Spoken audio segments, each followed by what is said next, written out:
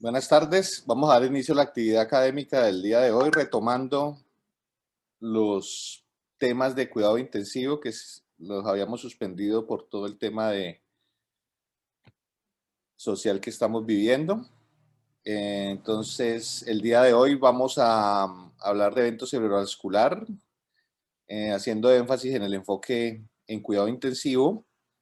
Está a cargo de Julián Camilo González. Julián es residente de primer año de cirugía general en su rotación por cuidado intensivo, y nuestra profesora, la doctora Paula López, fue la tutora de este tema. Paula López es médico intensivista de la Universidad de Barcelona y actualmente profesora de cuidado intensivo de la Universidad del Valle, y pertenece al grupo de cuidado intensivo del Hospital Universitario. Entonces, podemos empezar con el tema. Al finalizar, como siempre, la discusión y las preguntas de los participantes.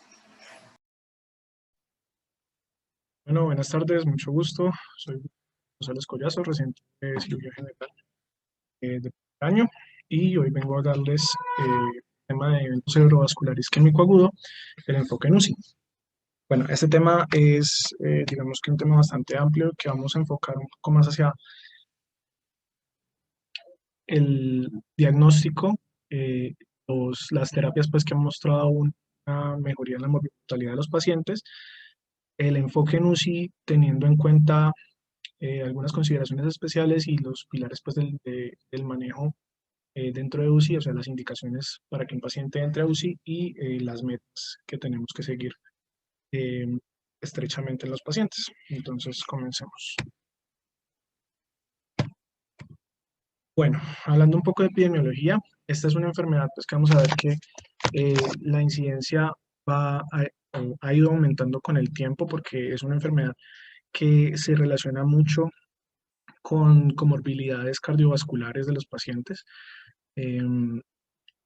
más que todo pues eventos cardioembólicos y eventos pues trombóticos generados por ruptura de placa ateromatosa, y todo lo que esto, eh, o sea, esto se ve pues en pacientes que son de mayor edad. Entonces digamos que con el aumento pues de la expectativa de vida a nivel mundial, estamos esperando ver un aumento en la incidencia eh, de los eventos cerebrovasculares. Entonces, esta enfermedad es es un evento pues, que es rápidamente progresivo, que las intervenciones tienen que ser en un tiempo, en una ventana de tiempo estrecha, para que sean, pues, para sacarle su máximo beneficio, y eh, que por lo tanto tenemos que actuar de una manera rápida, como vamos a ver luego de la charla. Estas estadísticas que ven aquí pues, son estadísticas de Estados Unidos en el 2017. Se encontraron pues una incidencia de 795.000 casos nuevos, 795.000 casos por año. Eso nos da más o menos un caso cada 40 segundos. Entonces pues vemos que es una enfermedad que tenemos que saber qué hacer, porque es importante. El 87% de estos son casos isquémicos, y pues lo que les había mencionado, que a mayor esperanza de vida, mayor incidencia en el futuro. Entonces, ¿cuáles son los factores de riesgo en las personas para presentar un evento cerebrovascular isquémico agudo? Van a ser el sedentarismo, la obesidad, la presión arterial alta no controlada, la diabetes mellitus controlada, el tabaquismo, la enfermedad cardíaca estructural, y una edad mayor a 60 años, también teniendo pues, que los factores eh, antecedentes familiares son de mucha importancia. Bueno, entonces vamos a hablar un poquito de cómo es la fisiopatología, la manera de grandes rasgos. Entonces tenemos que los eventos trombóticos, ya sean cardioembólicos o ruptura de la placa ateromatosa, van a ser las principales causas de estos eventos isquémicos. Va a generarse un émbolo que va a viajar hasta la circulación arterial pues, intracerebral, ya sea de manera proximal o de vasos más pequeños de manera distal, y va a generar una oclusión. La oclusión puede ser parcial o puede ser total. El caso es que esta oclusión va a generar una disminución del flujo de la masa cerebral. Entonces, esta disminución del flujo va a generar centro isquémico, bueno, digamos que inicialmente para hablar de lo normal, el flujo cerebral normal va a ser más o menos de 50 mililitros por cada 100 gramos de masa cerebral por minuto, y una vez se da la oclusión, que puede ser parcial o total, como había dicho antes, va a haber una disminución de este flujo en varios puntos. Entonces, en el punto donde la disminución del flujo es mayor, es el punto del centro isquémico, en el que el flujo va a ser menor a 8 mililitros por cada 100 gramos por minuto. Y este, digamos que es una isquemia pues que ya está establecida, o sea, se da la oclusión y esa zona, digamos que entre comillas, se pierde. Y asociado a este centro isquémico va a haber una zona que se denomina de penumbra. La zona de penumbra es muy importante y es lo que nos va a justificar pues que el manejo de reperfusión sea tan hacerlo lo más rápido posible. Entonces la zona de penumbra es una zona alrededor de esta zona de isquemia que tiene un flujo disminuido, pero no es un flujo que haga que la célula entre inmediatamente en una falla de todas sus funciones, sino que es un flujo, digamos, que permite que, que las células funcionen a una capacidad subóptima, pero que no mueran todavía. Esta zona de penumbra se da porque, aunque la arteria que se ocluyó era, digamos que, importante para la perfusión de estas células, contamos afortunadamente con circulación colateral que puede llegar a suplir alguna parte de, de las necesidades pues, de perfusión de estas células de penumbra. Entonces, eh, estas no mueren inmediatamente, pero la zona de penumbra, si no se le da un manejo rápido a todo el cuadro, va a ser inevitablemente, va a llegar a pues, a una zona isquémica y a establecerse en un más severo. Esto lo vamos a más adelante desarrollado. Y bueno, la zona amarilla que vemos aquí en la foto es una zona pues pues, que de oligemia que se da pues por todo el cuadro de edema que se está presentando. Entonces aquí pues vemos unas imágenes de perfusión, es que se ve la zona de y la zona de isquemia, o sea, todas estas, qué significan estas imágenes. Entonces, un poco más pues como a la fisiopatología de qué es lo que pasa y rasgos. Se da pues la oclusión del flujo, se genera una isquemia cerebral. Esta isquemia cerebral va a generar una respuesta inflamatoria y un aumento en la liberación del calcio. La liberación del calcio va a generar es que se dé a cascada de la apoptosis. Va a haber liberación de radicales libres, de óxido nítrico y pues a final de cuentas lo que pasa es que va a haber una disfunción celular, una apoptosis y una apoptosis de ese tejido. Entonces, eh, lo que queremos evitar es manejo y todo esto es que se dé esto en la zona de... Esto es lo que se pasa, esto es lo que pasa en el centro isquémico. ¿Cuál es la clínica de los pacientes con una enfermedad cerebrovascular isquémica aguda? Bueno, podemos tener, depende del sitio en el que vaya a darse la oclusión, pero pues generalmente vamos a tener alteraciones en uno de los hemisferios, o si es a nivel de tallo, pues en hemicuerpos contralaterales con la cara, hemicara. Pero generalmente pues va a ser afasia, hemiparesias, disestesias, alteraciones en los campos visuales, disartria y inestabilidad de la marcha.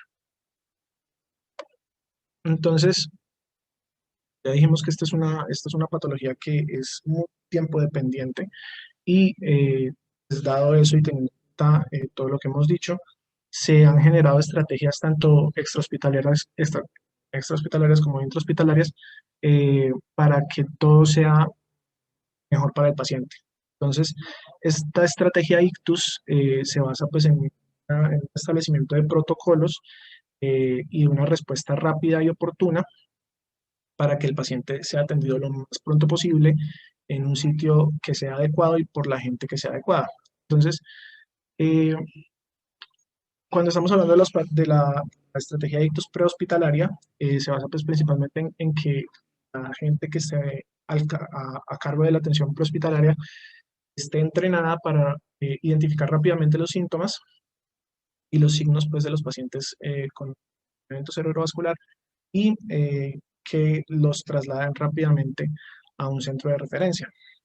El centro de referencia, pues idealmente va a ser un sitio que tenga la capacidad de atender a estas personas, es decir, que cuenten con una persona prólogo, que cuenten con un UCI y que cuenten con la capacidad de iniciar un tratamiento que se referiría pues como a la estrategia de la trombolisis, ya sea química o mecánica.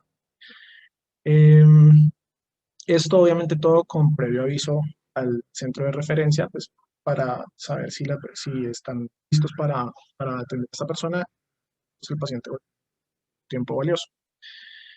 En la parte intrahospitalaria, pues ya es más como hacia establecer los protocolos para que se dé una acción rápida y coordinada, establecer pues qué imagen se le va a pedir primero, los tiempos específicos para administrar las terapias y para administrar las imágenes y el establecimiento de unidades pues de cuidado específico para, para eventos cerebrovasculares, porque se ha visto que tener estas unidades permite un seguimiento más estrecho y una rehabilitación que va a permitir un mejor desenlace funcional para los pacientes.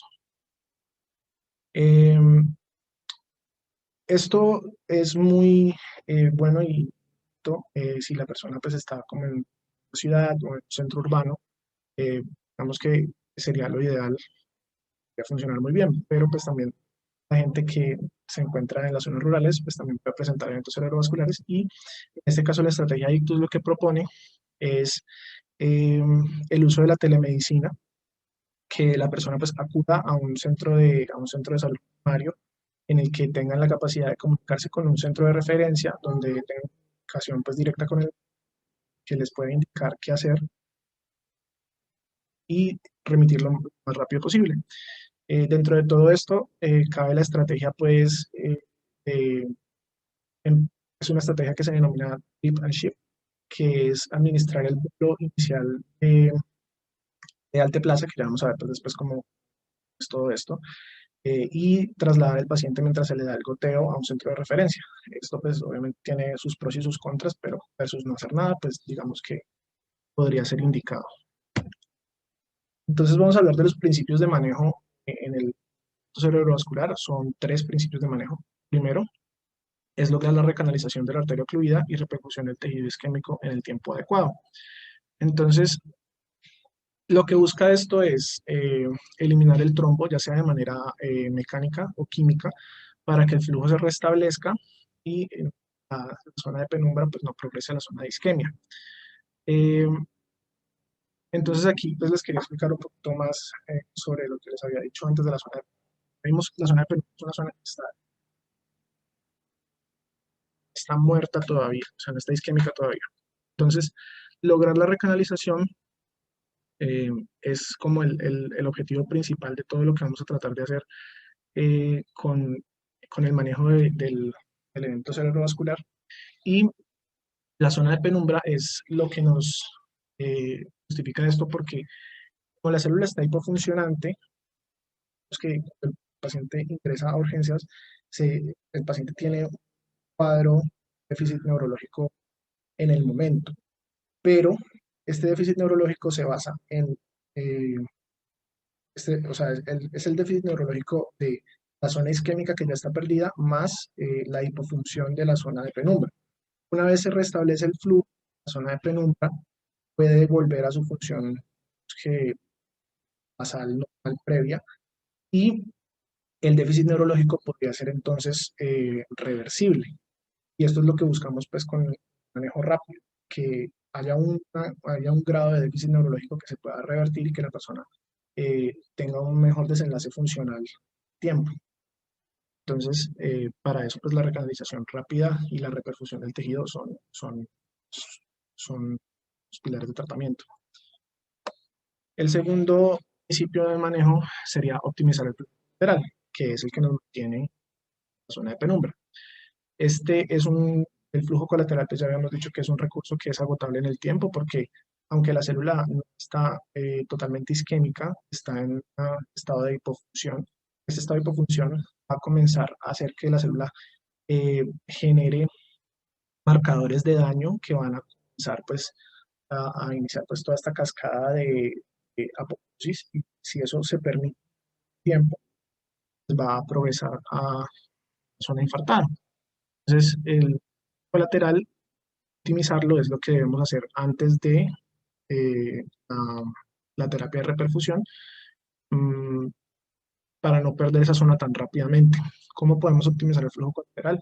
Podemos optimizarlo aumentando la volemia o dando medicamentos que nos mejoren la presión de perfusión cerebral, que es lo que nos va a mantener pues como el flujo ahí, pues digamos que por el momento. Y debemos evitar las caídas grandes, las caídas súbitas, presión arterial, porque eso nos induce pues un eh, vasoespasmo reflejo a nivel cerebral que va a aumentar la vasoconstricción y pues a disminuir el flujo. Y el tercer principio de manejo sería evitar las lesiones cerebrales secundarias. Esto lo vamos a lograr pues con los terapéuticos de presión arterial, glicemia, temperatura, hemoglobina y otras consideraciones que vamos a ver hacia el final de la charla. Entonces, ¿cómo debe ser el abordaje inicial del paciente que nos ingresa a, a urgencias con deterioro neurológico? Bueno, lo primero que tenemos que hacer cuando llega un paciente que no sabemos que tiene, pues, es monitorizar, realizar el ABCD, pero en el sentido de que tenemos que identificar qué es lo que está amenazando la vida del paciente en este momento y corregirlo lo más rápido posible, y una vez estabilizado poder desplegar pues todos los esquemas y todos los flujogramas terapéuticos que podamos. Entonces, mm, la canalización de accesos venosos es muy en este momento porque nos va a permitir la toma de muestras críticas. ¿Cuál sería la muestra más crítica que tenemos que tomar por encima de todas las demás? Sería una glucometría, porque los niveles pues, de hipoglicemia severos que se entiende pues, por debajo de 50, 60 en decilitro de glucosa, pueden pueden simular cuadros de deterioro neurológico agudo que se podría confundir con un evento cerebrovascular. Entonces, una vez se toman estos niveles de glucosa y que se descarta pues, que estos estén en glicemia severa, ya tendríamos que empezar pues, ahí a ver si desplegamos el manejo, el esquema de tratamiento y de diagnóstico del cerebrovascular. Otras muestras, pues tropolinas, pruebas de coagulación, iniciar líquidos endovenosos para asegurar pues una buena anemia, y que ya dijimos pues que esto es importante para el colateral. Y idealmente canalizar en un sitio que nos permita el paso del medio de contraste, porque va a haber imágenes contrastadas importantes que tenemos que tomar eh, si decidimos, pues, o sea, si se encuentra que es un evento cerebrovascular, y ya las vamos a ver a continuación. Un EKG, pues es siempre muy importante porque ya dijimos que gran parte de la etiología va a ser cardioembólica, principalmente pues en pacientes con fibrilación auricular o otros pues tipos de cardiopatías estructurales que el EKG pues sería. Y el TAC de cráneo simple, que va a ser la imagen pues, principal, ¿no? Rápida y la más fácil de obtener, y el TAC de vasos cerebrales en caso que sea indicado, y ya vamos a ver estas imágenes. Y calcular el NIHSS, que es una escala que vamos a ver a continuación. Entonces, el NIHSS es una escala que nos habla de eh, el estado neurológico del paciente en este momento. Entonces, mide 11 ítems que van a medirnos conciencia, orientación, atención, lenguaje y respuesta motor y sensitiva. Eh, a mayor puntaje, peor respuesta neurológica y mayor severidad. Pero esta escala, pues digamos que tiene varias desventajas, y es que si nos ingresa una persona que tiene ya, antes de presentar todo este deterioro agudo, tenía un deterioro neurológico de base, se nos complica el cálculo, puede ser sobreestimado, y pues también pacientes que tienen brazos o piernas, pues, en tipos pues, en pacientes que tienen discapacidades previas, se, se, se complica un poco. Entonces, digamos que cosas que tenemos que tener en cuenta para calcular esta escala es que tenemos que tomar los datos, los primeros datos que encontramos, no que el paciente hizo una vez y después lo hizo mejor, sino que el primer dato que se encuentra es el primer dato que se calcula. Lo que vemos es lo que tenemos que calcular, no tenemos que asumir que el paciente es capaz de hacer una cosa u otra y no decirle o sea, no decirle al paciente cómo hacer las cosas, dar la orden clara de cómo de lo que dice la escala y calcularlo con eso. Entonces, esta es la escala, este es el NHSS, y es una escala que nos va a servir mucho porque nos sirve como predictor de desenlaces, pero también nos sirve para saber si se inicia o no. Pues es uno de los criterios que tenemos que tener en cuenta para iniciar o no terapia de trombolisis química y también pues como de terapia endovascular. Entonces pues aquí vemos que es una escala pues, que es bastante extensa de calcular, y, pero es muy útil y ya vamos a ver cómo. Respecto a las imágenes, la imagen principal que tenemos que tomar es el TAC de cráneo simple porque es una imagen que está en muchos sitios, o sea, tiene mucha disponibilidad rápida, no necesitamos pues, cosa para tomarla, no necesitamos contraste, entonces esperar que nada, se puede tomar pues, fácilmente de urgencias y nos ayuda mucho porque es una imagen que si la tomamos tempranamente nos habla de varias cosas. Nos puede descartar hemorragia, nos puede descartar otras patologías que puedan estar causando deterioro agudo como neoplasias o eh, hidrocefalia. Nos puede servir mucho para ver el tamaño de la zona isquémica y el tamaño de la zona isquémica tiene mucho que ver pues con la posibilidad de que el paciente tenga una transformación hemorrágica. Bueno, nos orienta como a pronóstico y también nos sirve para hacer cálculos de escalas que van a ser para determinar si el paciente es o no candidato a alguna de terapias. Esta se debe tomar en los primeros 25 minutos de la llegada. Gracias. Y esta es una de las escalas que podemos calcular con el TAC de cráneo simple tempranamente. Es el ASPEX. El ASPEX es una escala en la que vamos a tener 10 ítems. 7 van a ser, bueno, cada ítem es un punto en pues, sí, es un punto en un corte cerebral. Van a ser 7 corticales y 3 subcorticales y por cada área comprometida restamos un. Es un aspecto menor a 7, nos indica que hay un área considerable de infarto y predice una pobre respuesta a trombectomía mecánica, por lo tanto un aspecto menor a 6, 7 más o menos nos contraindica a esta terapia. Y también pues entre mayor compromiso, se había dicho antes, mayor riesgo de que el paciente tenga emociones hemorrágicas, peor pronóstico pues tanto de mortalidad como de mortalidad en dependencia funcional. La resonancia magnética nuclear cerebral es una imagen que es muy buena, tiene una sensibilidad muy buena para la isquemia y nos ayuda pues a delimitar un poquito eh, mejor que el TAC, la zona isquémica. Y esta la usamos principalmente cuando en el TAC tenemos dudas diagnósticas, pero es una imagen que es mucho más compleja, no todos los sitios cuentan con un resonador y si los sitios cuentan con un resonador generalmente no está disponible de manera inmediata. La toma de la imagen es mucho más demorada que el TAC, pues teniendo en cuenta todo lo que hemos dicho que esta patología es tiempo dependiente, no debemos usarla de manera que, como la imagen. Sí tiene sus utilidades y sí es muy buena, pero pues tiene sus indicaciones.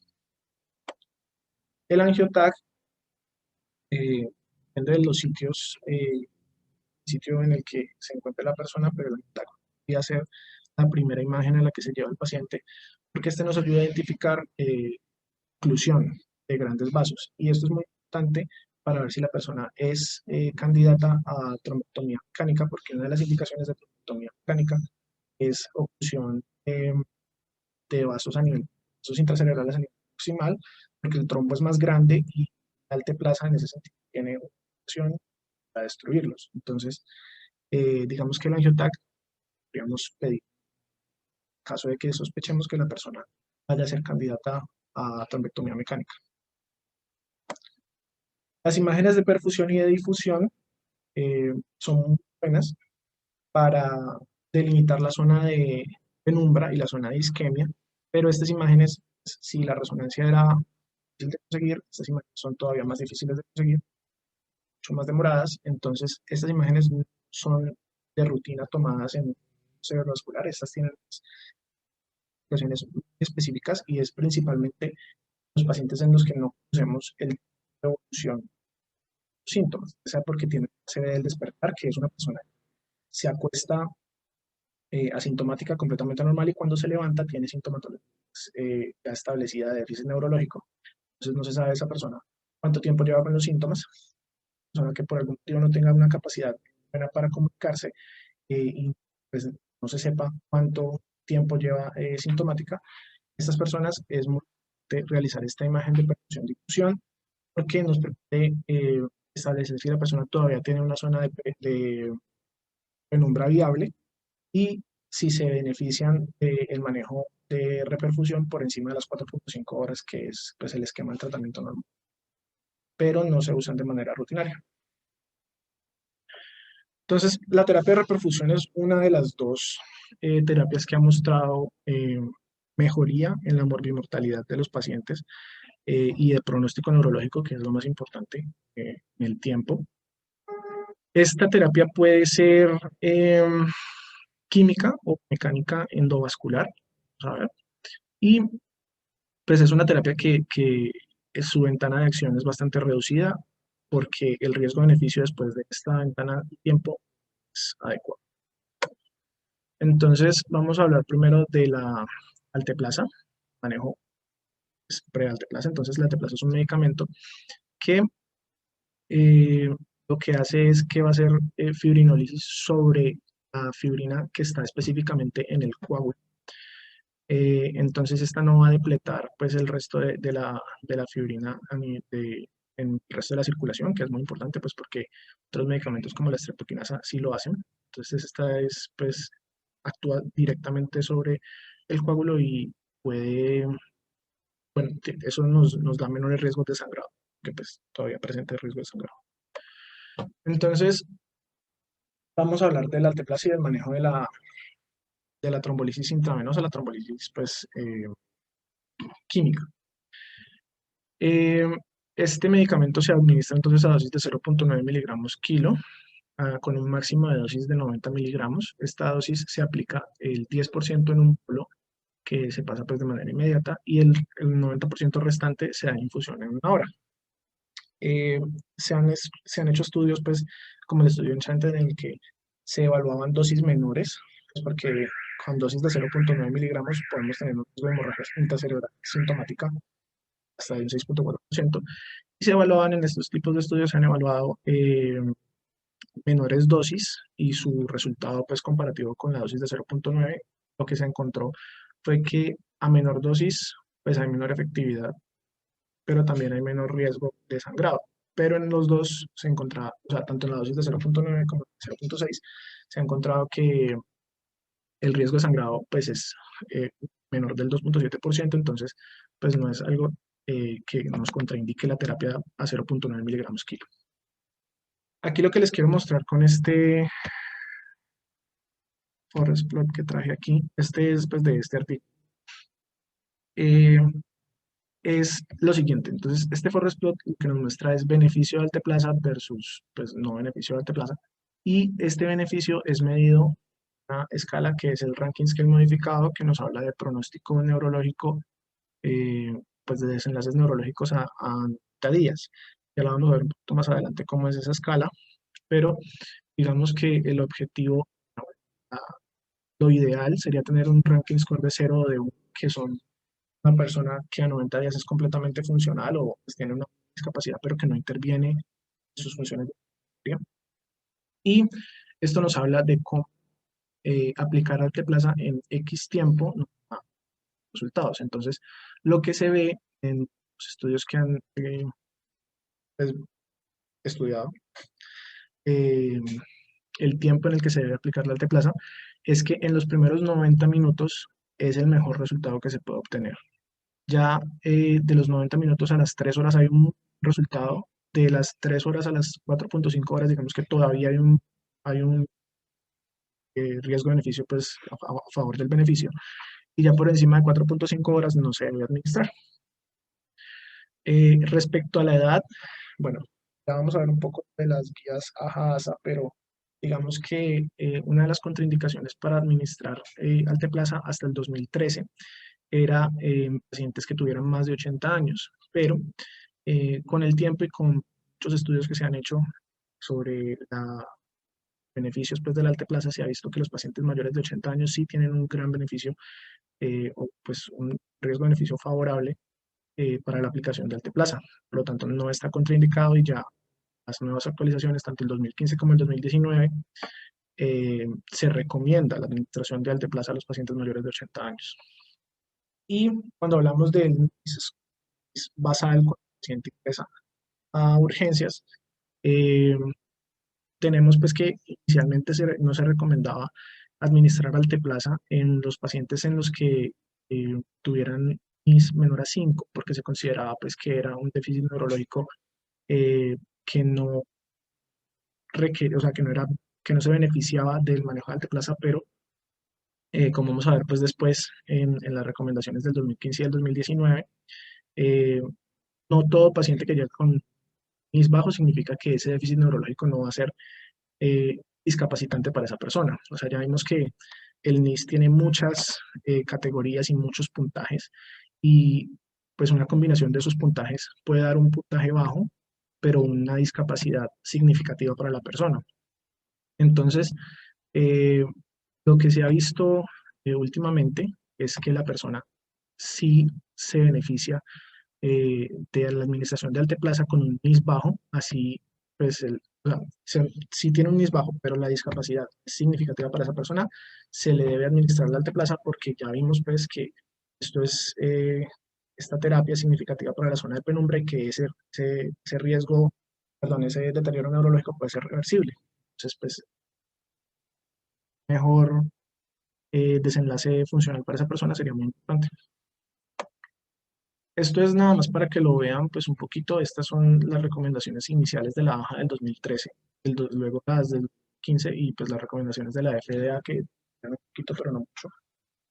Es para que veamos pues que había indicaciones, bueno, todavía hay indicaciones que son las que tenemos aquí, pero en el 2013 había una gran cantidad de contraindicaciones, tanto absolutas como relativas, y que posterior al 2013 en las actualizaciones del 15, más todavía en las del 19, se han vuelto más permisivas porque han habido más estudios que recomiendan la alteplasa por encima de no darla en estos escenarios pues, que antes se consideraban contraindicados.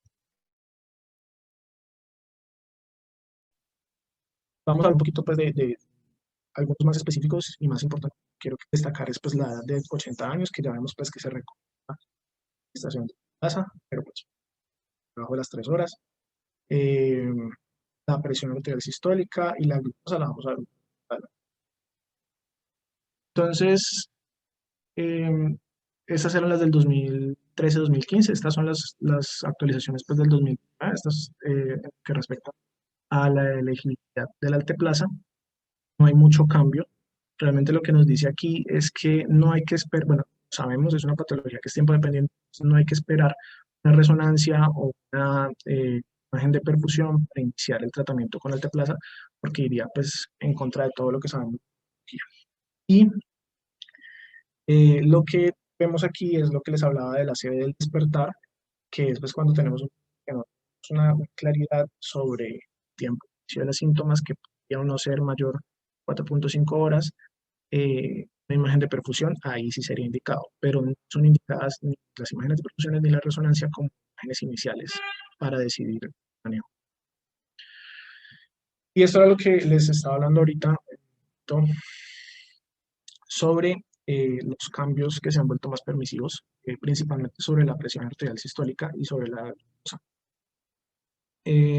Inicialmente pues se decía que un paciente que tuviera una presión arterial por encima de 185-110 no era candidato para manejo de alteplasa, y esto digamos que sigue siendo cierto, pero en las actualizaciones lo que se dice es que si hay una manera segura de hacer el control de la presión arterial por debajo de estas cifras tensionales, se puede dar el manejo de alteplasa.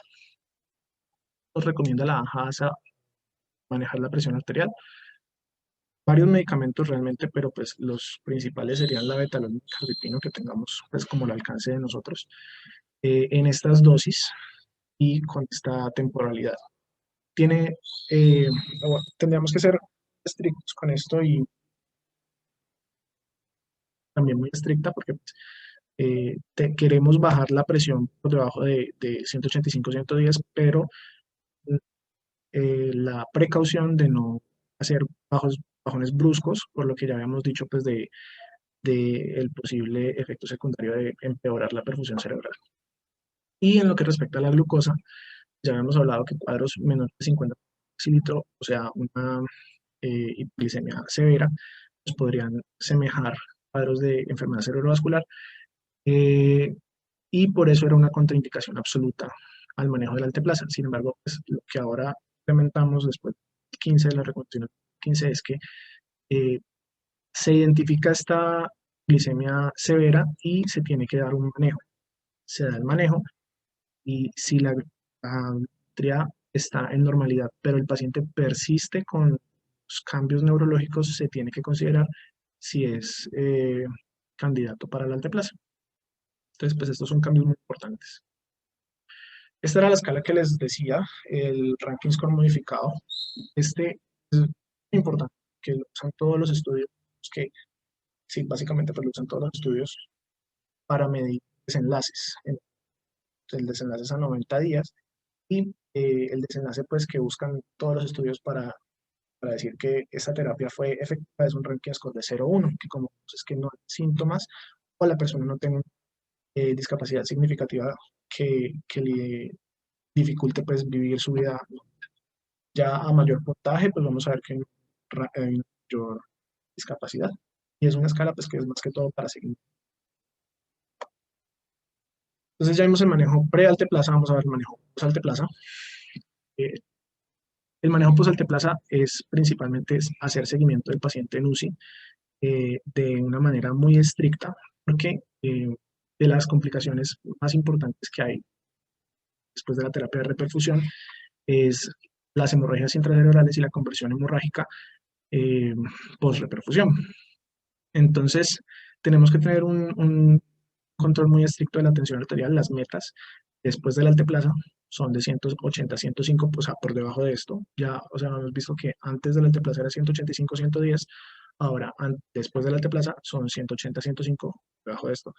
Y tenemos que hacer pues, control estricto porque se ha visto que la presión arterial sistólica por encima de este valor está relacionada linealmente con mayor riesgo de conversión hemorrágica.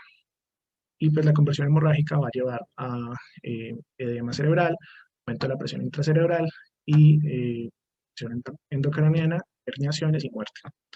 Entonces lo que vamos a hacer es que cada 15 minutos por las primeras 2 horas vamos a hacer un control, luego cada 30 minutos por las siguientes 6 horas y luego cada hora hasta cumplir las 24 horas después de que se inicia el alteplasa. Si se presenta la transformación hemorrágica, pues que ya vimos que es la complicación más temida después de este manejo, lo que tenemos que hacer es inmediatamente suspender el goteo si se da durante la administración del goteo. Suspendemos el goteo, hacemos una suspensión de la anticoagulación con otros métodos, entonces puede ser administrar crioprecipitado y hacer controles de fibrinógeno sérico para ver pues que sí se esté haciendo un control de la coagulación y tomar un TAC de manera emergente para evaluar pues la extensión del sangrado. Posiblemente esta persona pues que genera transformación hemorrágica va a aumentar la presión intracerebral. Deberíamos pedirle la valoración por cirugía para ver si es candidato a terapia quirúrgica desconversiva, que vamos a ver después. Si la persona si la persona presenta la transformación hemorrágica, entonces tenemos metas de presión arterial entre 140 y 160, presión arterial sistólica, y tenemos que mantenernos en este rango para evitar pues, caídas o alzas bruscas de presión arterial que nos genere eh, consecuencias cerebrovasculares. ¿Qué más tenemos que tener en cuenta? Idealmente el paciente las 24 horas después de la intervención no debe ser puncionado, a no ser que sea absolutamente necesario, y en caso de que el paciente pues esté muy crítico y realmente requiera algún tipo de invasión con algún catéter o algo así, inclusive con sonda vesical, tiene que ser hecho por una persona que sea experta en pasarlo, que lo haga en el menor tiempo posible y con el menor tiempo de punciones, porque pues, estamos en un estado eh, fibrinol que va a favorecer los sangrados en todas partes. Em, Se debe diferir la antiagregación y la anticoagulación. La antiagregación, principalmente 24 horas, y la anticoagulación vamos a ver que tiene criterios pues, imagenológicos para reiniciarla. Entonces podemos hacer control posterior, o sea, si la persona requiere anticoagulación, podemos hacer control TAC con resonancia después del manejo con alteplasa y pues depende de lo que encontremos, vamos a tener unos tiempos para dar estos manejos. Una complicación pues, que se mencionaba, que no es tan común, pero que sí es muy importante, es el angioedema, que ocurre en menos del 1% de los pacientes, puede ser autolimitado, pero puede también llevar al paciente a requerir intubación orotraqueal, entonces es algo que tenemos que tener en cuenta. Ya hablamos del manejo intravenoso con alteplasa, vamos a hablar entonces del manejo vascular mecánico. Eh, Ya pues habíamos dicho que previo se tiene que hacer una PETAC para ver pues cuál es el porcentaje de la oclusión del vaso intracerebral proximal, qué tanto pues se beneficia la persona. Y tenemos unos criterios. Entonces, ya hemos visto pues pacientes mayores de 18 años con un score 6, mayor de 6, perdón. Idealmente el tiempo de la punción, o sea, el tiempo del inicio de los síntomas, el tiempo de la punción debería ser menos de 6 horas, pero pues esta punción se tiene que hacer en los primeros 60 minutos del ingreso del paciente a urgencias, después de que se ha identificado con imágenes y con todo lo demás, que sí es candidato para la trombosis mecánica. Idealmente la persona tiene que tener un estado funcional previo con un aspecto mayor a 6 y que la presencia, pues, el trombo sea a nivel proximal de una arteria intracerebral. Lo que se ha visto pues, en los estudios es que esto, o sea, comparado la terapia endovascular mecánica versus la terapia trombolítica química, hay riesgo superior de sangrado posterior a la intervención. Entonces, estos son los estudios que, digamos, los que se valen para decir todos los beneficios de la terapia vascular. Y, bueno, aquí muy importante que veamos que la mayoría pues, se basa en ranking score para pronóstico y para los resultados pues, positivos. Eh, pero también estos estudios es muy importante saber que en la mayoría, todos, se usaron los resultados que se ven, el mayor beneficio es cuando se usan stents, perdón, que se usan stents recuperables. Estos, o sea, de la terapia de reperfusión con endovascular, perdón, mecánico, ha habido pues un gran avance. Inicialmente los stents no eran recuperables y con el tiempo se fueron desarrollando los stents recuperables, que son los con los que se ve el mejor beneficio. Y es por esto. Esta es una grafiquita pues, que nos muestra cómo funciona el stent. Entonces digamos que aquí hay una oclusión, un trombo que muestra que aquí hay flujo, aquí no hay flujo. Y lo que se hace es que se ingresa el stent, la punción generalmente pues es femoral, se ingresa hasta donde haya el punto de oclusión proximal y el stent despliega una malla. La malla lo que hace es que atrapa el trombo después eh, con otra, con otra parte del stent se destruye, quedan detritos y estos son atrapados por la malla se devuelve, entonces esto vuelve permeabilidad, flujo inmediata y al mismo tiempo se retiran, entonces se puede hacer por succión y se restablece el flujo de manera inmediata. Estos stents son los que han mostrado los mejores resultados. Esto es pues otro dibujito y era más para mostrarles pues como el camino que recorre el stent hasta el punto de oclusión.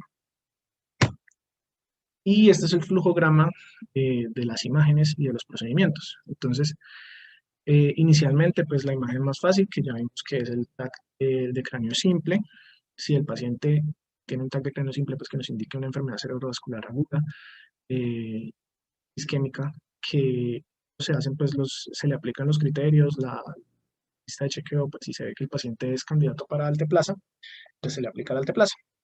Si se considera que el paciente requiere trombectomía mecánica, pues se toma la angiotomografía, se identifica el punto de función proximal, se toma una angiografía previa al procedimiento, se realiza el procedimiento y luego se toma una corta posterior a este para verificar la permeabilidad. Esta línea punteada significa que hay alguna posibilidad de que realicemos una imagen de perfusión, pero pues ya vimos las indicaciones. Entonces ya vimos pues como todo el esquema diagnóstico y terapéutico. Ahora vamos a hablar de las indicaciones ya más específicamente del manejo del paciente. Entonces, vamos a comenzar con el manejo de la vía aérea. Ya sabemos que son pacientes que van a ingresar con el lógico, son pacientes que tienen comorbilidades cardiopulmonares que pueden verse empeoradas por el deterioro neurológico. Entonces, digamos que son pacientes que tienen mucha posibilidad de perder la permeabilidad de la vía aérea y de requerir ventilación mecánica invasiva. Entonces, el manejo en la vía aérea es una de las indicaciones principales del paciente con SB para evitar pues, broncoaspiración, por déficit en la deglución, o, pues, por cuadro, y para evitar una falla ventilatoria. En pacientes en los que se les toma un TAC inicial y se identifica un gran infarto esférico cerebral o cerebeloso, que van a ser cuadros que son mucho más sintomáticos pues, que los que no tienen un gran infarto. Eh, tienen indicación de manejo en UCI porque estos pacientes tienen un mucho mayor riesgo de una convulsión hemorrágica y tienen un mayor riesgo de presentar citotoxicidad, tanta isquemia y tanta apoptosis que hay en ese momento. Entonces, todo esto va a llevar pues, a un mayor riesgo de edema cerebral, bueno, de conversión hemorrágica, de edema cerebral, de aumento de la presión intracraniana y de que todo termine en una hipertensión intracraniana y en herniación y en pérdida pues, de, del paciente de su capacidad pues, de tener su vida aérea permeable o muchas cosas. Y en estos casos tenemos que considerar que el paciente puede requerir manejo neuroquirúrgico descompresivo como canectomía descompresiva, que ya vamos a verla posteriormente. De importancia, pues que en estos pacientes estos cuadros de citotoxicidad cerebral pueden iniciar pocas horas después de síntomas, pero hacen pico generalmente de los 2 a los 7 días después de los síntomas. Y lo que les había dicho, el manejo neuroquirúrgico. Otra indicación de manejo en UCI sería la transformación hemorrágica. La transformación hemorrágica es una de las transformaciones más comunes posterior al de reperfusión. Presentarse hasta en el 40% de los pacientes, pero no todas las transformaciones hemorrágicas son clínicamente significativas. La mayoría son hemorragias petequiales, que son pequeños de sangrado a nivel de parte isquémica, pero que no van a generar una clínica en el paciente. Entonces no van a requerir un manejo específico, pero las que sí son importantes son las hemorragias intracerebrales sintomáticas, que van a ser pues, más frecuentes en las primeras 4 horas, que van a requerir un seguimiento más estricto eh, a nivel pues, hemodinámico del paciente, y que por eso son criterios. Sí. Factores de riesgo importantes: un tamaño muy grande del infarto, en basal, hiperglicemia, que el paciente tenga, que el ECV tenga una etiología cardioembólica, pues que vimos que es muy, digamos que muchos de los pacientes van a requerir UCI para posterior a la terapia de reperfusión. Las convulsiones se dan hasta el 9% de los pacientes, el 40% ocurre en las primeras 24 horas. Y se consideran que son requerimiento de unidad de cuidados intensivos porque pueden ser unos eventos que pueden recurrir y van a requerir de medicamentos para limitar la convulsión que pueden eh, cursar pues con depresión respiratoria, con intubación orotraqueal y que pues, requerimos una, una UCI para un manejo más estrecho. Lo que les traigo aquí en esta tablita pues son parte de las recomendaciones del 2019 de la AJA-ASA, en las que dice que no hay una necesidad de dar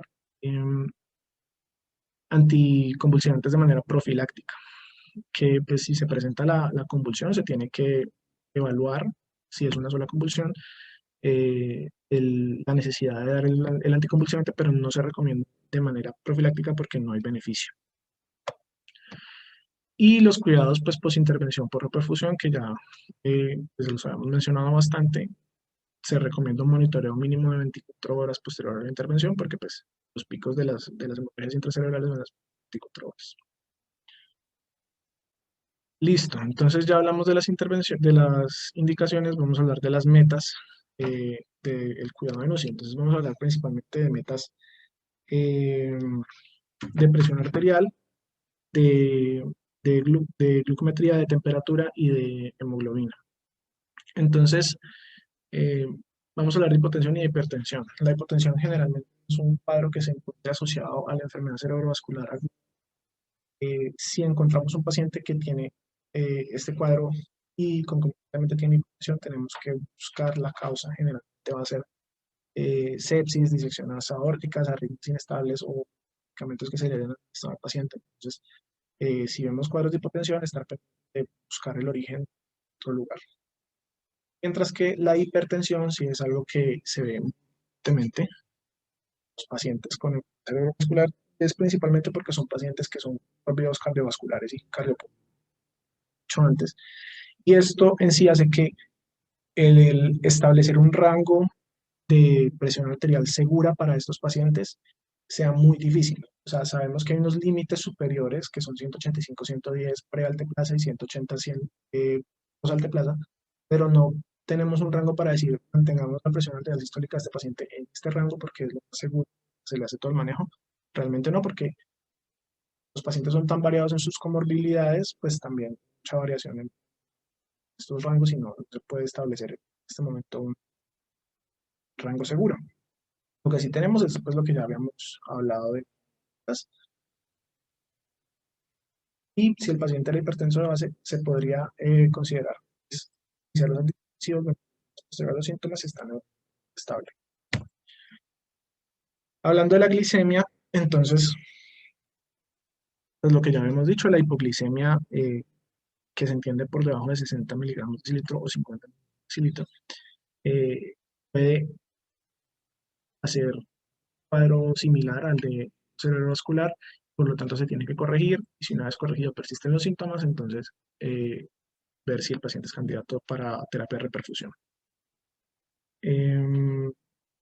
Y la hiperglicemia, si es algo que se ve pues, más comúnmente en los pacientes, tanto pues, porque son diabéticos de base o se les han estado destrozados o porque están en un proceso pues, de estrés celular y de inflamatorio tanto a nivel cerebral. Entonces, aproximadamente un tercio de los pacientes se puede presentar con hiperglicemia por encima de 140 miligramos de decilitro a nivel del ingreso. Y la hiperglicemia es un factor de mal pronóstico, mayor mortalidad y de mayor dependencia en el tiempo. Entonces, esto es algo que tenemos que controlar estrechamente en el tiempo pues, de cuidado en UCI, con unas metas entre 140 y 180 miligramos de litro. La temperatura, es que realmente la única recomendación es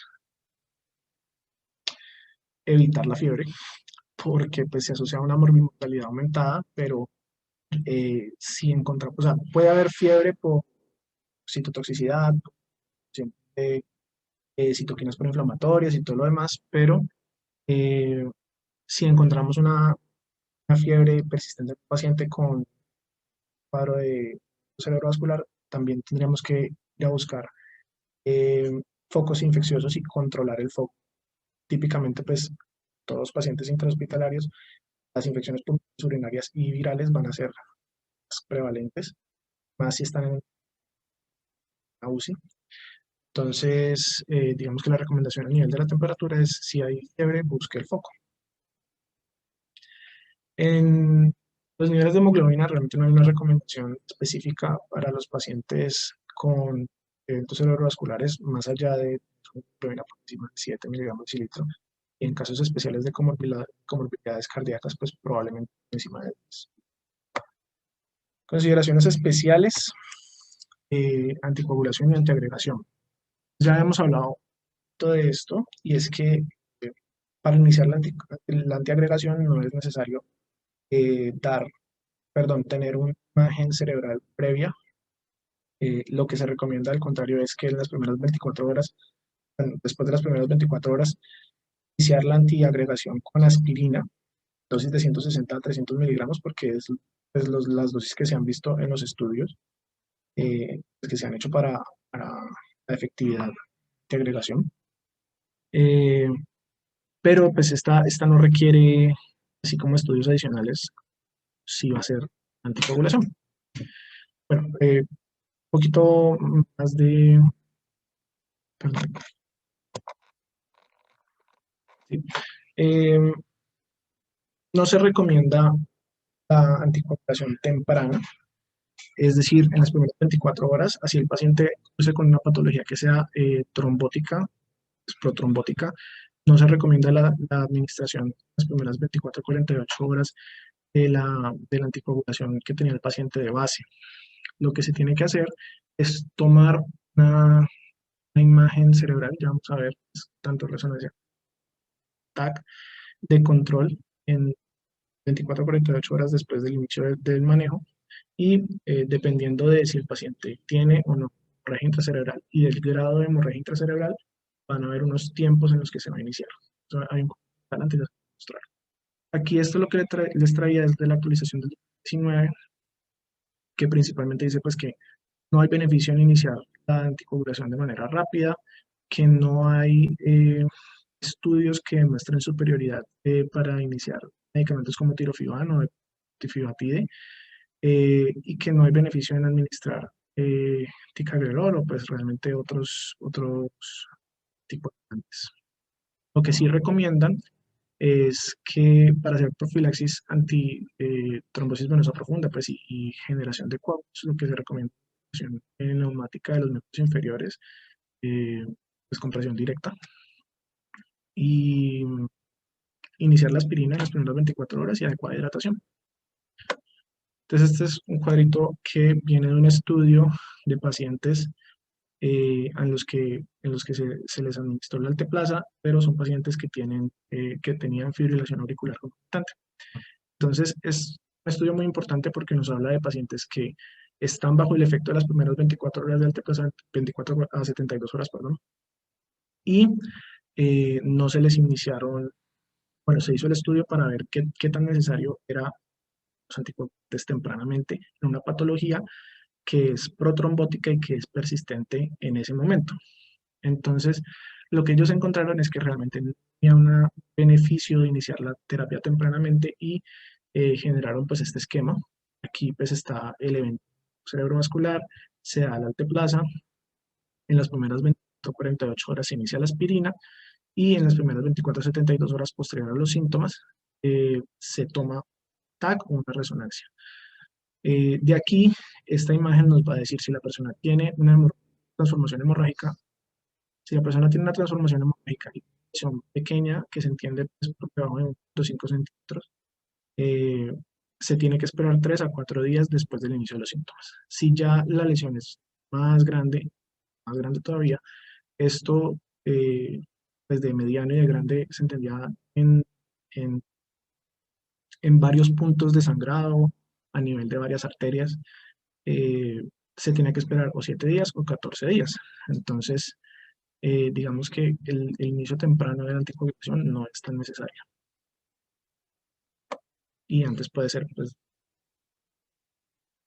Y esto que les venía a traer aquí, esta tablita para la trombolisis en SLB, era lo que hablábamos de pacientes con un NIS bajo, pero con un NIS bajo, pero un deterioro neurológico discapacitante. Antes, en el 2013 y hasta las actualizaciones del 2015, estos pacientes no se trataban. Pero después ya se ha visto pues que sí hay un beneficio significativo de darle el tratamiento a estos pacientes para que el déficit neurológico sea reversible y tengan un desenlace medio King Scale a 3 meses. Bueno, perdón. Aquí lo que les quería decir era, bueno, en las primeras 3 horas estos pacientes se benefician mucho y sí hay una recomendación, pues digamos que fuerte. De las 3 a las 4.5 horas se recomienda, pero pues, digamos que el nivel de la evidencia baja un poquito. Y ya si los pacientes ingresan con un IS de 0 a 5, que sería pues un bajo, bueno, un IS bajo y un déficit neurológico, pero el déficit neurológico no es discapacitante para la persona, entonces no hay beneficio ni en 3 horas ni entre 3 y 4.5 horas y no se recomienda su administración. Tiene que ser pues, un déficit neurológico que sea discapacitante. Ya hablando más del manejo neuroquirúrgico, pues vamos a ver que la evidencia de que la craniotomía descompresiva funciona es muy evidencia de que craniotomía descompresiva para pacientes con un infarto cerebral maligno, la arteria cerebral media, mejora la mortalidad, los enlaces funcionales a 3 meses, pues tiene muy buena evidencia. Bajo de los 60 años se ha visto pues que estos pacientes responden bien a este tratamiento. Por encima de los 60 años se ve que mejora la mortalidad, pero no mejora los desenlaces funcionales. Entonces, ¿qué se entiende como un infarto cerebral maligno? Es una hipoxicidad de más o menos del 50-75% en el territorio de la arteria cerebral media, desplazamiento de la línea de 4 milímetros a nivel de en las primeras 48 horas por síntomas. Esto genera pues un deterioro neurológico en los primeros 5 días con una mortalidad en los tercer día, que va a ser principalmente secundaria transtentorial. Entonces, ¿cómo funciona? Pues, ¿cuál es la base fisiológica de que la craniotomía descompresiva funciona? Pues, recordemos el esquema pues, de Monroe-Kelly en el que la bóveda craneana es un espacio cerrado no distensible que dentro de este se encuentra el equilibrio entre el volumen vascular, el volumen del líquido cefalorraquídeo y la masa cerebral. Entonces, es que cambios digamos que lentos, crónicos de cualquiera de estos tres volúmenes va a generar una compensación entre los otros dos y que va a haber un equilibrio, pues, teniendo en cuenta lo que hemos hablado de que el edema cerebral se secunda a hemorragias y estos son procesos muy rápidos, además citotóxico, estos son procesos muy rápidos que no van a permitir un adecuado de los otros dos factores y se va a aumentar rápidamente la presión intracraniana y puede generar una hipertensión intracraniana y el punto de realizar la craniotomía descompresiva es remover un pedazo del hueso y estabilizar la presión intracraniana comunicándola con la presión atmosférica. Entonces aquí en este cuadrito lo que vemos es como previo a la intervención de la craniotomía hay una presión intracraniana de 30 milímetros de mercurio, se remueve el hueso, la presión disminuye y luego se incide en la dura madre y la presión disminuye todavía más. Entonces, digamos que esta es la base del tratamiento. En pacientes con infarto cerebral maligno, si no se hace una intervención neuroquirúrgica, puede haber una mortalidad hasta el 80%. Y pues lo que ya les había explicado sobre la edad, que es realizarla en las 48 horas. Hablando un poquito pues del evento cerebrovascular en el operatorio, que es como después de las operaciones, se ha visto pues obviamente que la incidencia de esto es mucho mayor en el posoperatorio y depende mucho la incidencia del tipo de cirugía. Si el tipo de cirugía fue pues, una cirugía no tan invasiva, que no fue cardíaca ni neurológica, la incidencia digamos que es de un 0.1 o 0.9, pero si ya es una cirugía mucho más invasiva, cardíaca o neurológica, la incidencia puede ser hasta 10 veces mayor. Eso se explica obviamente pues porque hay una mayor manipulación de los tejidos, una mayor liberación de tisular, una manipulación de la cascada de la coagulación. Entonces, más eventos trombóticos y más posibilidad de evento cerebrovascular isquémico. Entonces, puede ser intraoperatorio o hasta 30 días posoperatorio. Y digamos que una de las cosas que nos indican que una persona puede estar en el posoperatorio con CB sería la demora en el despertar de la anestesia más de lo normal. Eso sería muy indicativo y tiene un impacto pues, obviamente negativo sobre la recuperación quirúrgica y la mortalidad, y el manejo sería con trombectomía mecánica. Eso era pues lo que les traía el día de hoy. Muchas gracias por su atención. Abrimos el espacio pues a las intervenciones.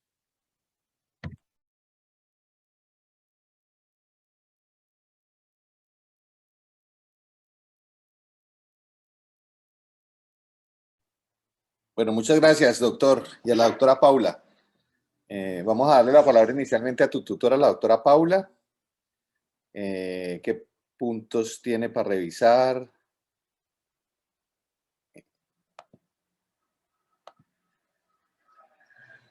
Ya puedes activar el micrófono, Paula.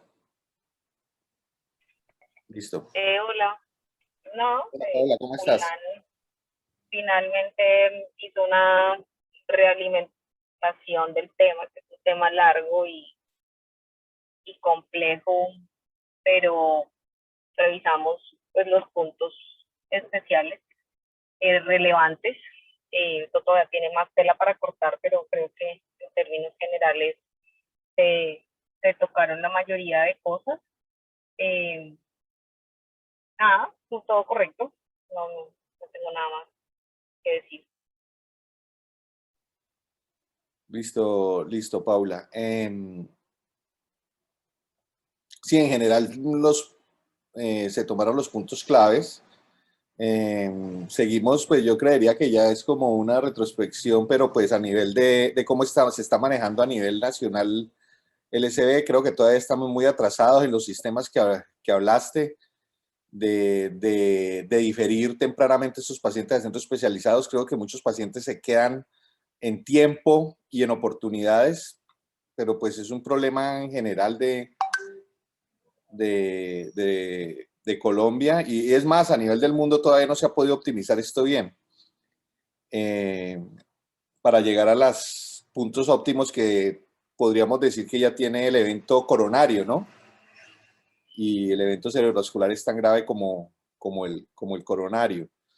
Lo otro, 3 puntos interesantes que creo que todavía, a pesar de que la evidencia lo dice, creo que seguimos algunas ocasiones fallando. El nitroprusiato no es la primera línea de elección, como tú lo dijiste. Es el labetalol. Desafortunadamente no tenemos ni cardipino todavía en el país, que son las guías. La AJA lo dice. El NMS también, la Sociedad de Cuidado Crítico Americano también lo dice, y de emergencias, el ENLS. Hay que evitarla al máximo, es de última opción, y uno todavía ve que se sigue utilizando como primera opción. Lógicamente, pues, si no tenemos nada más, pues usarla. Acuérdense que el nitroprusiato vasodilata demasiado, puede producir mayor edema cerebral y tiene el problema de la intoxicación por tiosinatos. Lo otro es la profilaxis anticonvulsivante. La evidencia es clara, de manera profiláctica no se debe usar, pero uno muchas veces lo ve que estos pacientes le dejan profilaxis de forma rutinaria, a pesar que también la evidencia es clara, las guías lo dicen. Y lo otro es, definitivamente en cuidado intensivo, si estos pacientes se benefician de un monitoreo continuo de línea arterial. En general eso sí se ha estandarizado mucho, y si se sigue haciendo, eso da una mejor exactitud y precisión en cuanto a los puntos de los datos de la presión y manejarla adecuadamente. Voy a darle la palabra a Jorge Miño, que está levantando la mano.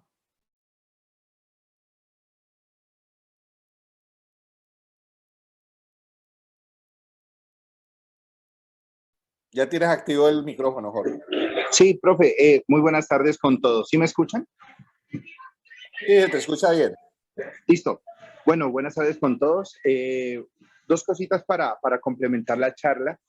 Y es que efectivamente nosotros no contamos con la cultura desde el servicio de urgencias de manejar este tipo de pacientes. Ya muchos servicios de urgencia de segundo o tercer nivel desconocemos que este tipo de patologías hay que correr. Entonces, correrle quiere decir que usted, como dice la guía de la AJA, desde que el paciente llega hasta que usted le está poniendo el trombolítico, debe demorarse menos de 45 minutos. Desde que usted lo pasa, lo mete al tomógrafo, lo saca, lo analiza las imágenes y empieza la trombolisis. Entonces se ha perdido mucho tiempo en las cuestiones administrativas. Y eso es y esas son las críticas que nos hacen a nosotros, nuestros países tercermundistas, debido a que está por encima la cuestión administrativa antes que la cuestión emergente de hacer este tipo de procedimientos bien. Por eso ha sido como tan difícil implementar los sistemas de emergencia, los sistemas de emergencia donde usted llama a una ambulancia y la ambulancia ya va pidiendo la remisión y que le alisten todo al hospital de referencia. Y eso solamente se ve pues de forma teórica en algunos países de primer mundo. Otra cosita importante es tener en cuenta las listas de chequeo para cuando usted vaya a hacer una trombolisis. Muchos de estos pacientes no solamente basta la lista de chequeo para saber si la trombolisis es segura, sino también hay que mirar qué tan efectiva esta puede llegar a ser. Entonces, yo quisiera como resaltar un score que nosotros manejamos que nosotros hemos manejado, que se llama el score Dragón, en el cual pues salió en Neurology en 2012. Es un score donde toma 5 variables, ya cada variable representa un punto, como la presencia de densidad de la arteria cerebral media, D de densidad, R, la R del dragón, la R es el ranking score que el doctor lo acaba de mencionar, la A, la edad, pacientes por encima de 80 años, que si bien no lo contraindica, pero es un punto a tener en cuenta en este score. Ya está el otro punto que es la G, que es la glucosa. Glucosas por encima de 144, la O, que quiere decir one set, o sea, el tiempo de evolución más de 90 minutos, y lo que es el NIS. Este puntaje, cuando usted lo toma y lleva más de 3 puntos, usted ya puede considerar que el pronóstico el pronóstico es malo y la posibilidad de sangrado es mayor. Y es una guía que deberíamos tener nosotros para antes de lograr trombolizar a estos pacientes, ¿no? Básicamente, este es un score que fue hecho una población finlandesa, más o menos fueron 1.200 pacientes y con un área bajo la curva bastante buena de 0.84. Entonces, pues para que nosotros tengamos en cuenta y seamos muy precavidos con las listas de chequeo y este score antes de trombolizar. Gracias. ¿Cuál es el score que dices tú? Ya, ¿aló? ¿Cuál es el score, Jorge, que dices? Dragón, profe, Dragón. Pero mira que el LNS no lo tiene, ¿no? No, esos no los, profe, esos no los... Es interesante, porque es interesante ver el estudio para ver si se puede introducir dentro de los algoritmos que ya tienen las dos grandes guías, ¿no? Sí, señor. Lo otro que yo vería problemático es que muchos score y muchas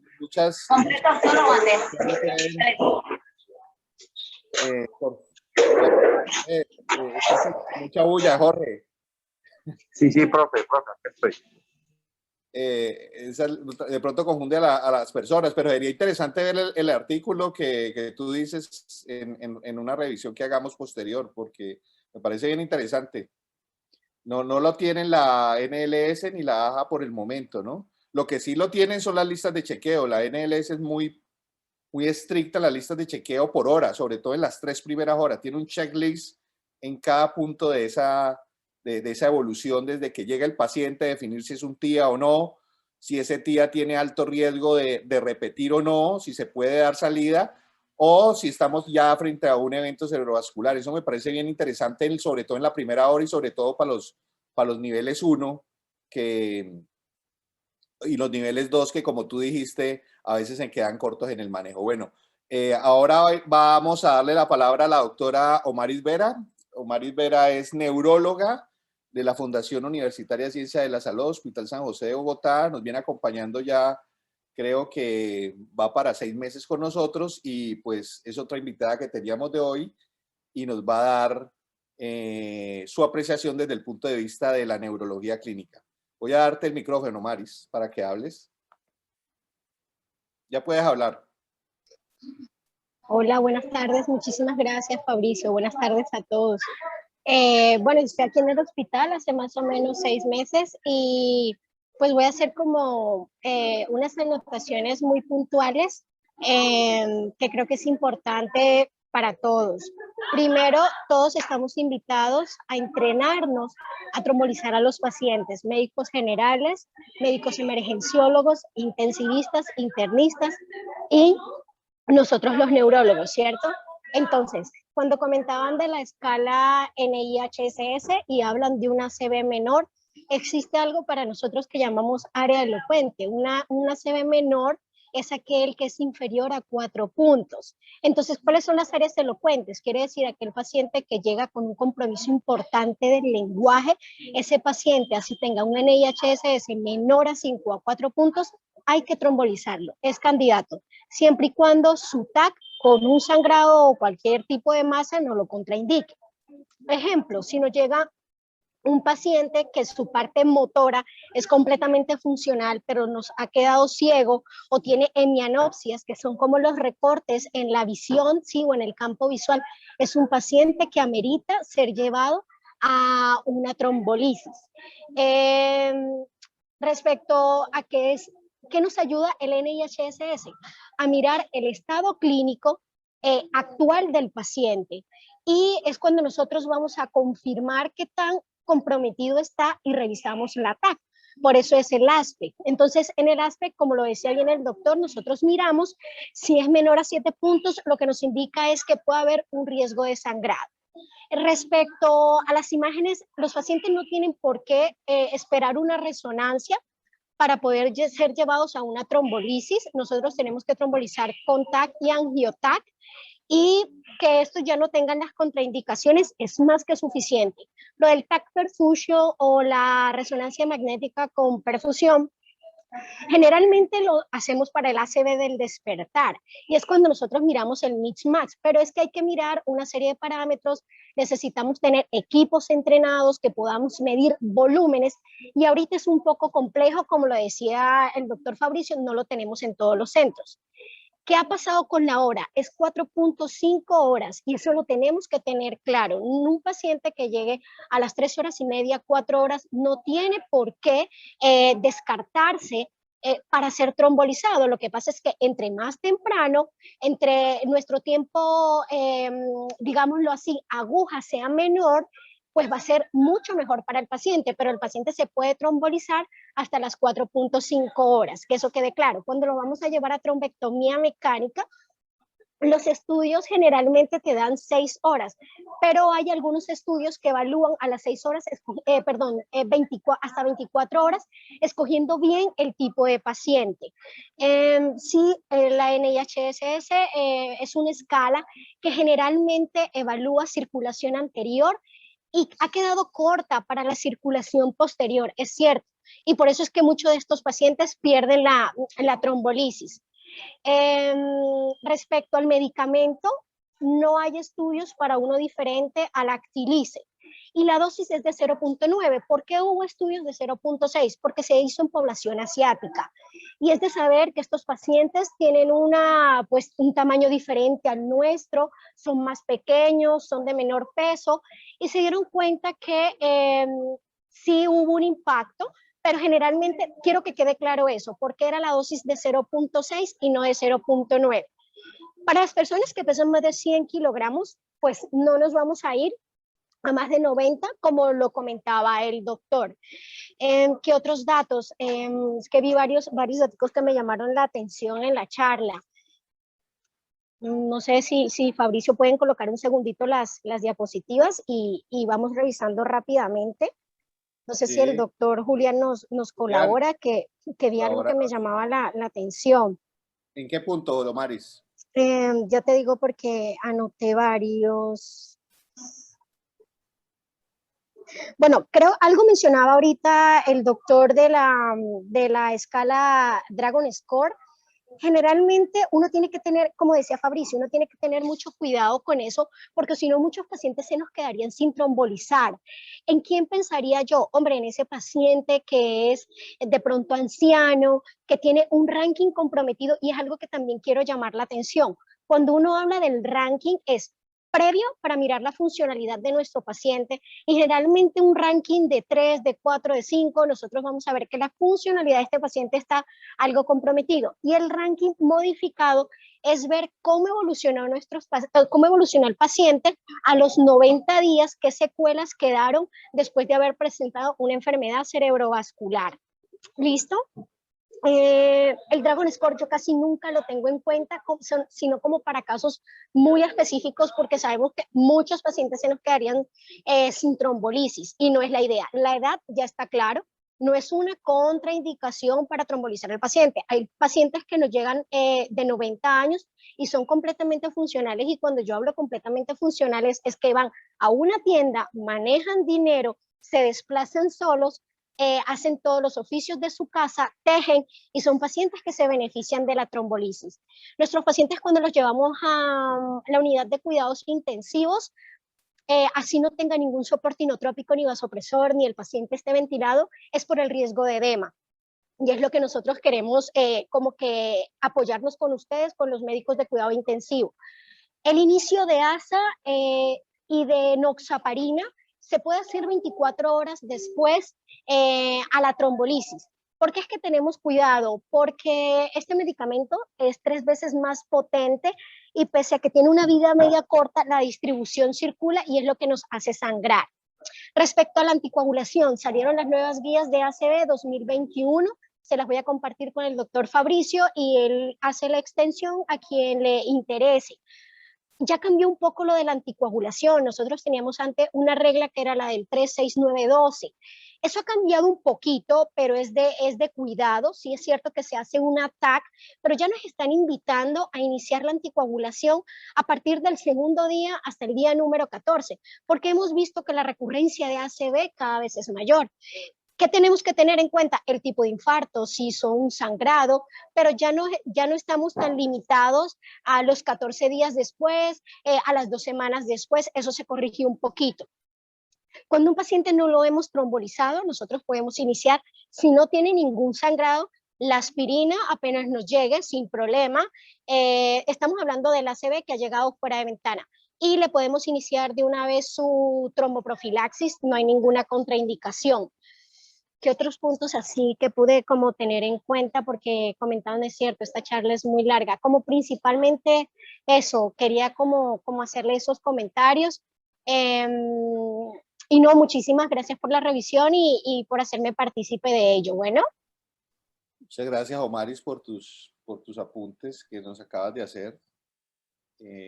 Esperándote que nos sigas acompañando en los temas pues relacionados con el paciente neurocrítico, que lo venimos haciendo relativamente frecuente, porque tenemos primero una unidad específica de paciente neurocrítico que a veces se nos queda corta. Ya como muchos vemos, ya tenemos pacientes neurocríticos en casi todas las unidades polivalentes que están en el hospital.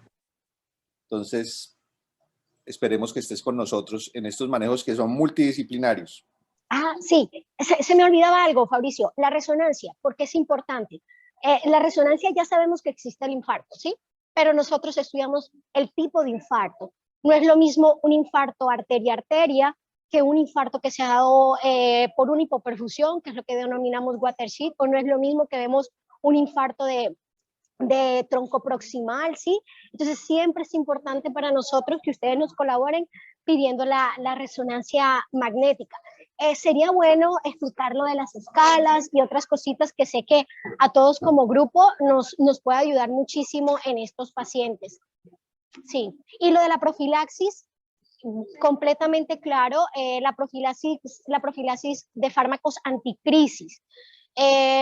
Durante los primeros 7 días, nuestros pacientes pueden tener crisis sintomáticas agudas. ¿Cuándo dejamos de llamarle crisis sintomáticas agudas? Pues cuando ha pasado el tiempo que he mencionado. ¿Y qué es lo que pasa? Que generalmente esos pacientes pueden quedar con una lesión estructural, pero si es un paciente que dentro de los primeros 7 días nos hace una crisis, pues si es una sola crisis, la manejamos tranquilamente con algo de benzodiazepinas. Hasta el momento no hay la necesidad de utilizar algún fármaco anticrisis, pero si vemos que ese paciente en los primeros 7 días nos hace 1, 2, 3, 5 crisis, o una nos hace un día, a los 3 días nos ha hecho otra crisis, lo ideal es iniciar el fármaco y con ese fármaco lo vamos a tener durante más o menos, nosotros generalmente lo vemos 3 meses. Y nosotros como neurólogos, dependiendo de una serie de estudios, dependiendo de la lesión, decimos, continúa o lo suspendemos.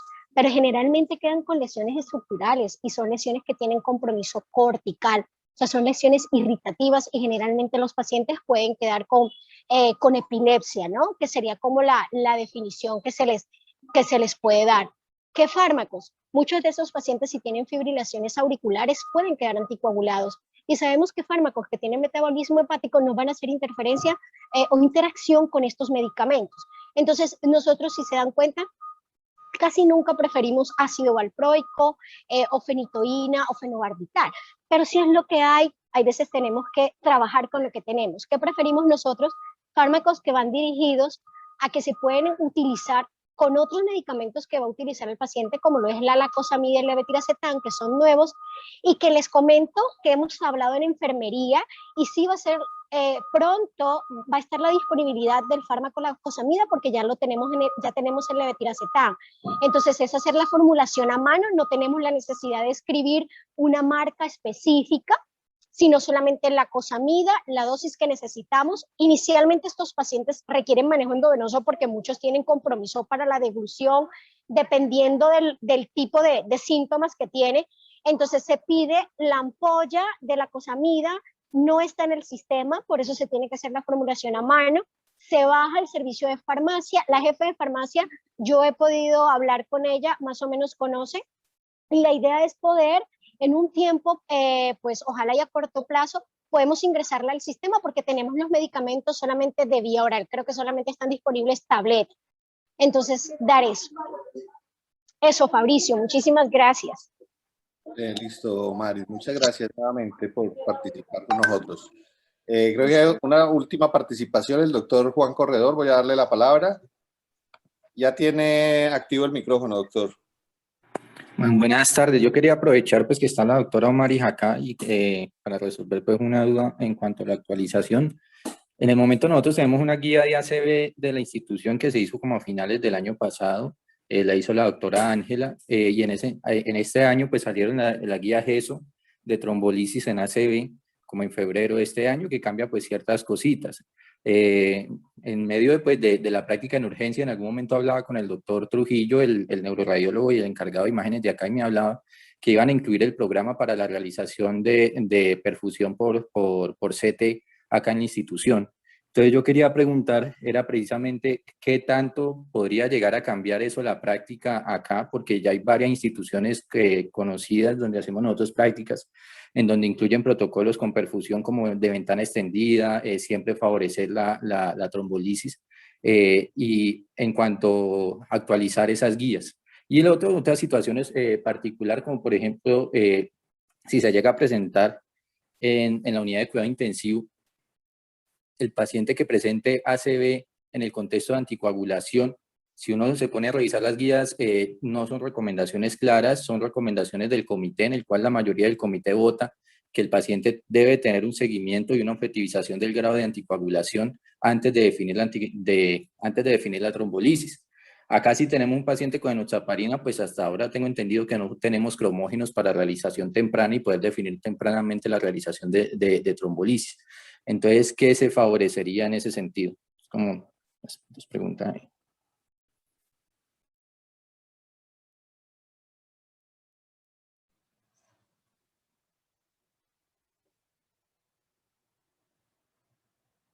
No sé si Omaris quiera contestar la pregunta de la imagen.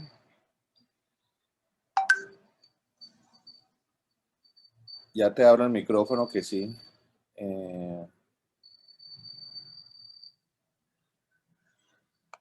Listo, Maris. Hola, gracias. Sí, bueno, entonces lo de la imagen, pues Doc, equipos y personal disponible y entrenado, porque tú sabes que los ACVs llegan a las diferentes horas y hay algunos de ellos que nosotros fácilmente podemos decir, listo, este paciente se puede trombolizar sin ningún inconveniente y están las indicaciones claras, ¿cierto? Pero ese paciente que tenemos la duda,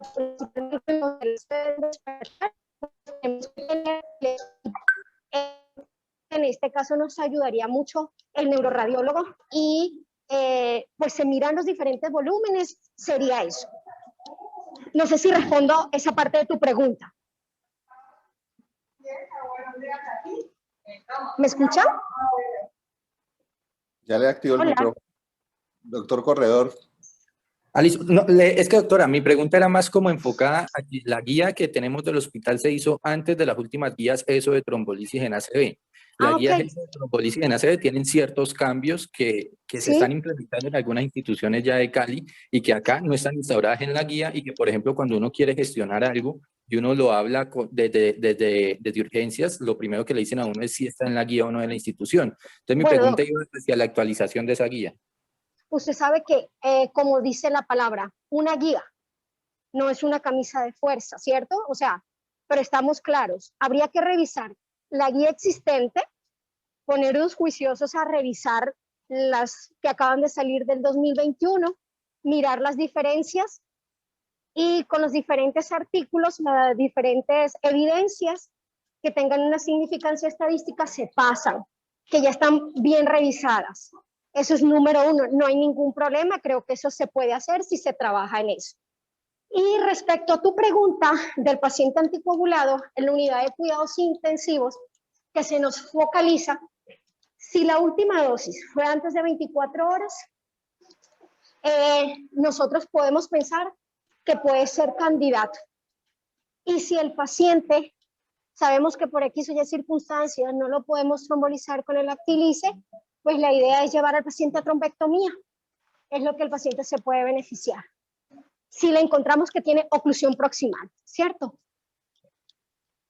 Que sería como la indicación. Doctor Corredor, en relación a la guía, gracias, Jomi. Sí. En relación a la guía de la ACV, el ACV es una entidad que tiene harta prevalencia de incidencia, o sea que estas guías de ACV tienen que estarse actualizando por lo menos cada 2 años. Y la muestra es lo que pasó con esta guía, que la hacen y inmediatamente a los 2 o 3 meses salen nuevas indicaciones. O sea que en ese orden de ideas es como guía multidisciplinaria que nos reunamos y como dijo la doctora Omaris, a la luz de la evidencia, que de esa evidencia podemos actualizar o agregar a la guía de SB. Totalmente de acuerdo y pues nos estará diciendo usted, doctor, ¿cuándo hacemos eso?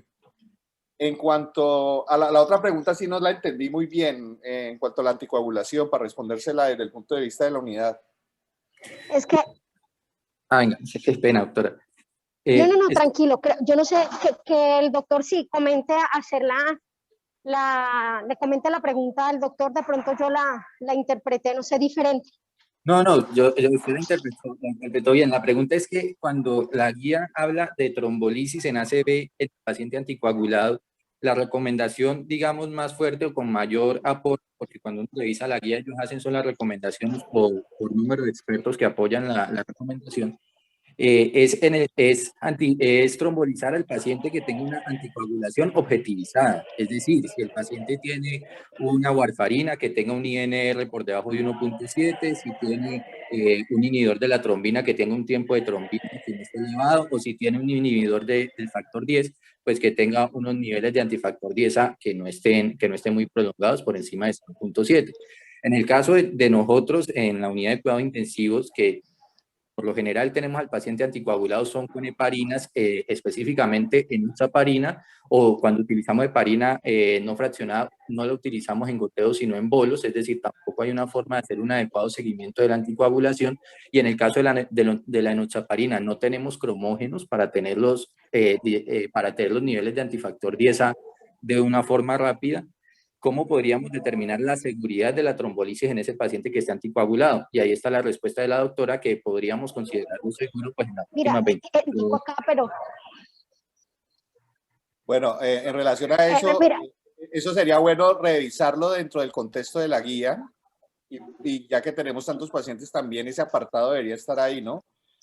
Una sí, cosa, sí, de hecho, cuando utilizamos la heparina no fraccionada, la mayoría de veces lo utilizamos en infusión continua. De hecho, hay un protocolo bien establecido que viene del CHET, aproximadamente el CHET del 2008, precisamente por lo que tú dices, porque la vida media de la heparina pero por lo general cuando utilizamos heparina no fraccionada, la utilizamos en continuo, previniendo eso y que sea la forma de revertirlo un poco más fácil. Y lo otro, una cosa que sería definitivamente y que sucede con muchos aspectos todavía de la unidad y en el hospital que está en proceso de mejora, es tener todos esos niveles que tú dijiste, porque muchas veces no los hay, ¿no? Entonces, queremos ser óptimos, como usted dice, y un poco más específicos y a veces no se pueden. Por ejemplo, uno de los casos que se sale de pronto del punto, pero es al lugar, es el uso del trombograma. Ya vamos por un año con el trombograma y la utilización que le estamos dando es muy poco.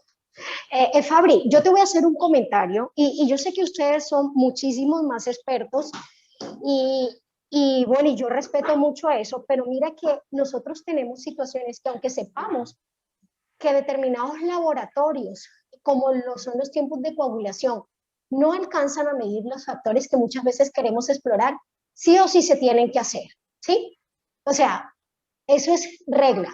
Por ejemplo, con warfarina, así el paciente nos haya dicho, ojo, los tiempos de coagulación no son unos laboratorios que se hacen para poder iniciar una trombolisis, son casos específicos. Entonces, con warfarina siempre hay que hacer tiempos de coagulación. Esos pacientes que vienen anticoagulados, pero que generalmente no los tenemos en la unidad de cuidados intensivos, los DOACs, pero si el paciente por X o Y circunstancia, de una manera temprana, se inició la anticoagulación en la estancia hospitalaria y es un paciente que no sabemos por qué se focalizó y en las últimas 24 horas, que va a ser raro, porque tenemos un grupo de enfermeras muy juiciosas que dan el medicamento, no se ha dado, se hacen los tiempos y el paciente se lleva a trombolisis o trombectomía. Ya esos sí son casos como muy específicos que uno tiene que revisar, tiene que mirar, porque igual aquí no tenemos todos los elementos para poder medirlos, así como tú lo comentas, ¿no? Sí, señora. Esa es una cosa que tenemos que optimizar, Juan, y para hacer que la guía se pueda desarrollar de una manera correcta. Me parece que ese apartado con tanto paciente que manejamos como tú lo estás diciendo y que hemos tenido los casos de estar dentro de esa guía. No sé si también te respondí la duda en relación Sí, específica a muchas vos. gracias.